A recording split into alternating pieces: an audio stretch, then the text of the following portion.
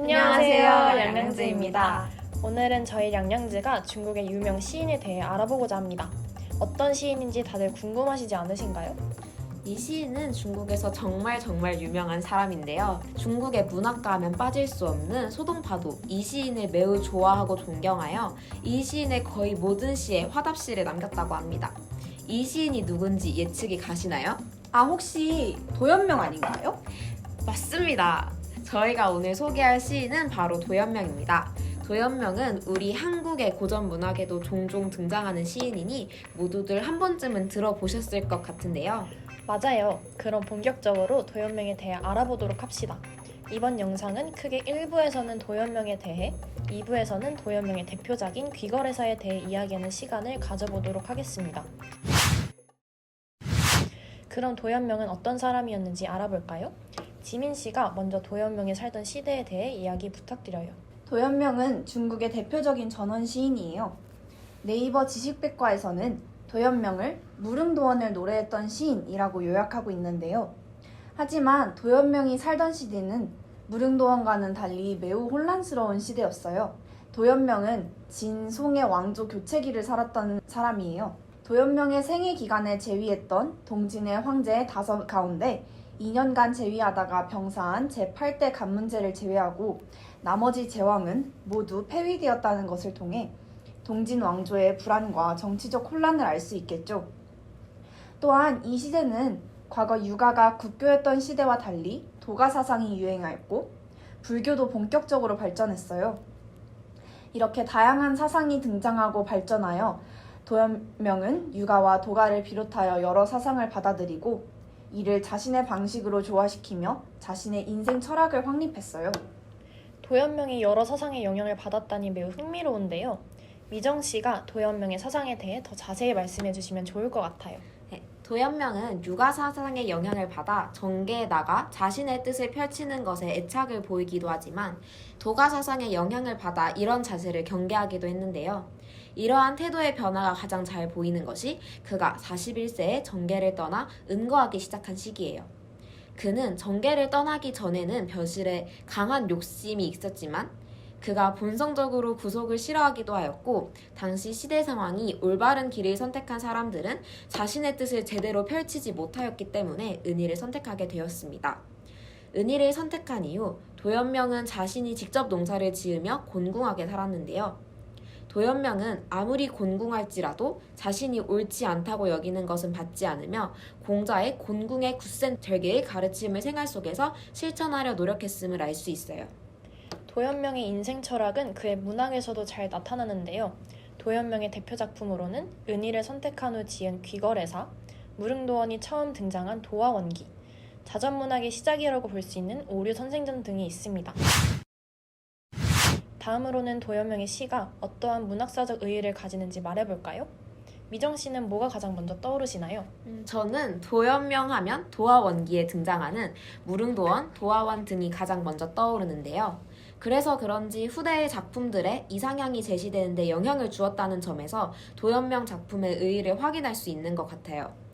도연명이 작품에서 표현한 흔히들 동양의 유토피아라고 하는 무릉도원은 이후 여러 작품에서 이상향으로 제시되기 시작했어요. 또 너무나도 유명한 중국 최대의 시선인 이백의 작품 산중문답에서도 무릉도원을 연상시키는 표현들이 등장하니 같이 읽어보시는 걸 추천할게요.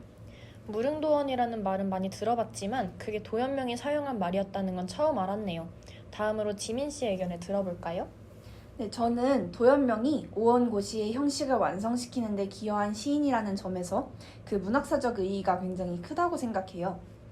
오원고시는 민간의 약부가 오원으로 정형화되면서 나타난 시체인데 도연명은 그 오원시의 예술성을 아주 높은 경지로 끌어올린 인물로 평가받고 있습니다. 특히 작품 속에 녹여낸 도연명 자신의 삶의 이치가 오원시의 서정성을 더욱더 부각시켜주는 것 같아요. 지원 씨는 어떻게 생각하시나요? 저는 뭐니 해도 전원문학이라는 분야를 개척했다는 점에서 도연명이 큰 문학사적 의의를 지닌다고 생각해요.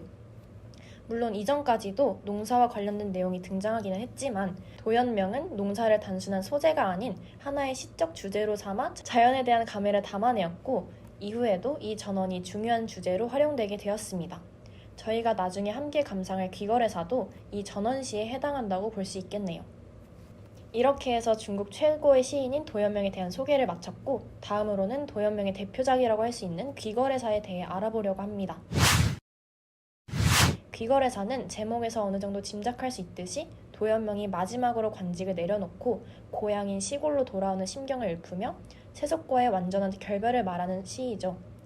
미정 씨가 귀거래사의 본문 내용을 간략하게 설명해 주실 수 있을까요? 네, 귀거래사는 총 4장으로 구성되어 있는데요. 먼저 1장에서는 관리 생활을 그만두고 전원으로 돌아가는 심경이 그려져 있어요.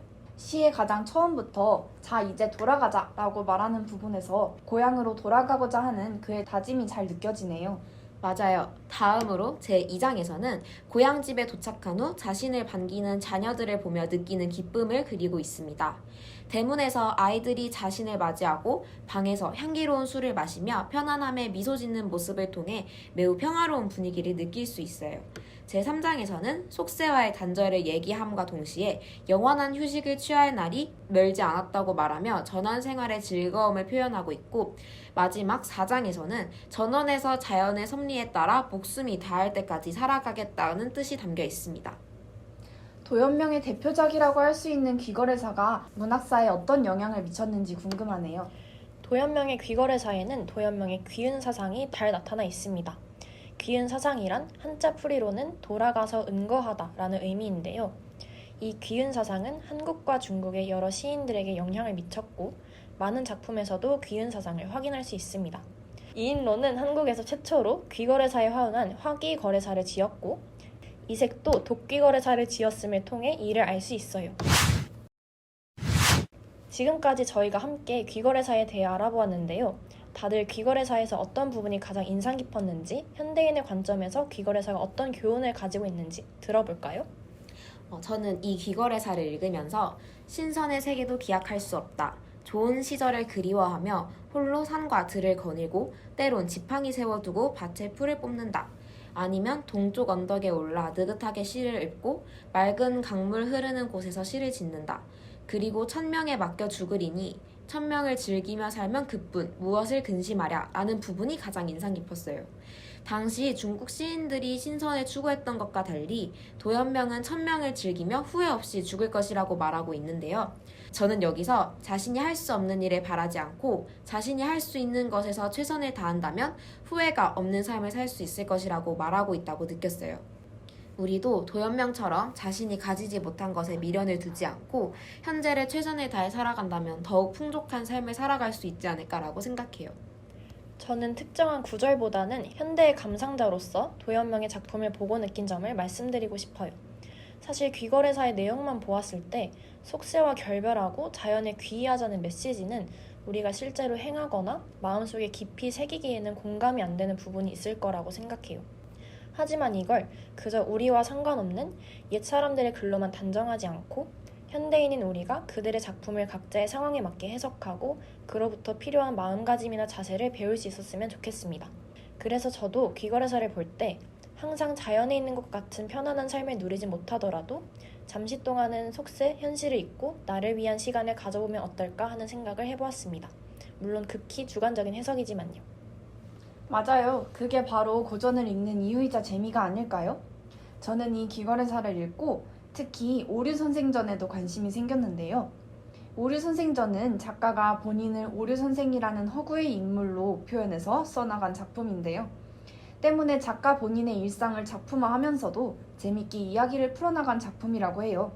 여러분도 기회가 되신다면 오류선생전 또한 한번 감상해보시는 것도 좋을 것 같아요. 오늘은 도연명에 대해 알아보는 시간을 가져봤는데요. 매우 유익했던 시간이었던 것 같습니다. 모두들 어떠셨나요? 저도 도연명에 대해 여러분과 함께 이야기를 나눌 수 있어 매우 즐거웠습니다. 앞으로도 도연명에 대해서 더 관심을 가지고 도연명 작품도 더 찾아볼 수 있으면 좋겠네요. 도연명에 대한 여러 유익한 정보들을 많이 알아가는 것 같습니다.